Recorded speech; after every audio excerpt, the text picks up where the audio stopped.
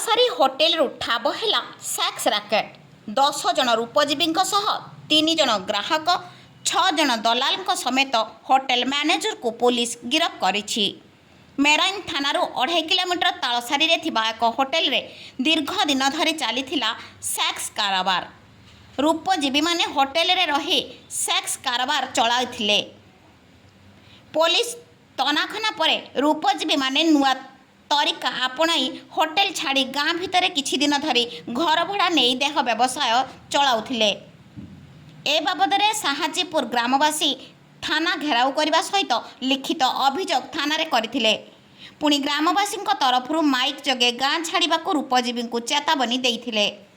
ତେବେ ଏହାକୁ ଗୁରୁତର ସହିତ ମେରାଇନ ପୋଲିସ ନେଇ ଆଜି ତାଳସାରୀଠାରେ ଥିବା ମିନତି ହୋଟେଲରେ ସେକ୍ସ ରାକେଟ ଚାଲିଥିଲା ବେଳେ ଚଢ଼ାଉ କରିଥିଲା। 3 ଜଣ ଗ୍ରାହକ ଓ ଦେହଜୀବୀଙ୍କୁ ଅସଂଯତ ଅବସ୍ଥାରେ ରେଡ୍ ହ୍ୟାଣ୍ଡ ଧରିଥିଲା ପୋଲିସ। ଦୀର୍ଘ ଦିନ ଧରି ମିନତି ହୋଟେଲରେ ବଙ୍ଗୀୟ ଯୁବତୀ ଆସି ଦେହ ବେପାର କରୁଥିଲେ। ହୋଟେଲକୁ ବିଭିନ୍ନ ସ୍ଥାନରୁ ଯୁବକମାନେ ଆସୁଥିଲେ। ସବୁକିଛି ଫୋନ୍ରେ ସେଟିଂ ହେଉଥିଲା। ବିଶେଷ ସୂତ୍ରରୁ ଖବର ପାଇ ଚଢ଼ାଉ କରିଥିଲା ତାଳସାରୀ ମେରାଇନ ଥାନା ପୋଲିସ।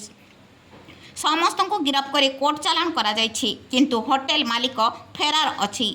ଏହି ଘଟଣାରେ ଆଉ କିଏ କିଏ ସମ୍ପୃକ୍ତ ଅଛନ୍ତି ସେ ନେଇ ତଦନ୍ତ ଜାରି ରଖିଛି ପୋଲିସ।